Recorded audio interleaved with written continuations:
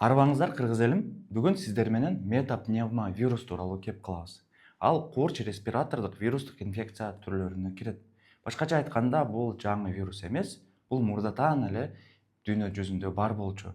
Эмне үчүн азыр ага көп маани берип жатат? Себеби көптөгөн кандай гана оорулар чыкпасын, Кытайда көп бейтаптар ооруканага жатканда бизге дагы келип калышы мүмкүн деген коркунучтар пайда болуп жатат. Албетте азыр байкап жатабыз, дүйнө өтө кыскарды, чакырымдар кыскарды. Себеби самолет аркылуу учуп биз бизнес кылып жаткан учурлар көп болуп атат. Туризм аркылуу барып жаткан учурлар болуп атат. Ошондуктан эртең Кытайда чыкса, бүгүн бизде чыга турган коркунучтар дагы бар болуп жатат.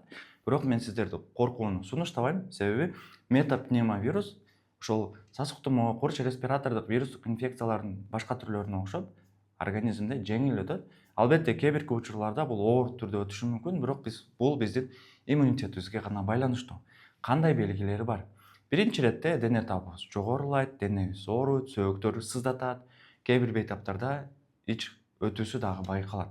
Эң башкысы бул температуранын көтөрүлгөндө 2-3 күн гана болот. Андан кийин ал түшкөт. Бирок эгер андан кийин дагы көтөрүлө турган болсо, анда бул биздин организм ошол вирус менен күрөшө албай жаткан учур деп белгилесек дагы болот. Эң башкысы бул белгилерде сиздер сөзсүз түрдө дарыгердин кеңешин алып туруп гана дарыланышыңыз керек. Мен байкап жатам, азыр Инстаграмда, Ютубта ушул тууралуу маалымат бергенде баары эле өз алдынча антибиотиктерди ичип алат экен. Мисалы үчүн цефтриаксон, амоксициллин, флемаксин салютап, кандай гана түрдүү антибиотик болсо ичип алышат экен. Бирок бул организмге тескерисинче зыян алып келип, иммунитетиңизди алда канча түшүрөсүз. Экинчиси бул диагностика. Организмде көбүнчө дарыгерлер ошо клиникалык ооруларына карап диагностика кылат же организмден анализ алат. Муну тактагандан кийин биз дарылоо процессине дагы өтөбүз. Дарылоо процесси кандай жүрөт? Биринчи иретте бул белгилерин карап гана дарылоо. Мисалы үчүн дене табыңыз 38,5тен жогору болсо, биз дене табын түшүрө турган дарыларды беребиз.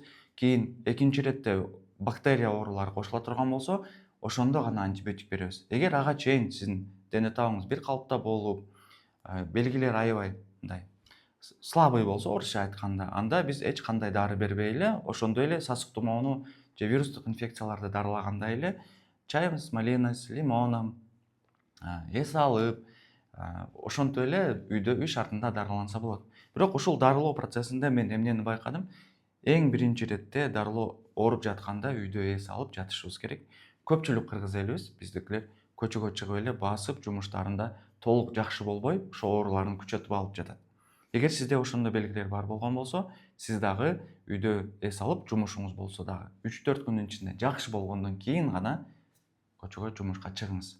Арыбаңыздар дагы бир жолу. Менин атым Эрмек Исмаилов, кесибим боюнча дарыгер. Бул жерде мен сиздерге пайдалуу маалыматтарды берип турам. Мага катталганды унутпаңыздар, бөлүшүңүздөр. Эгер колдоо көп болсо, мындан ары дагы көп материалдарды чыгарып турам.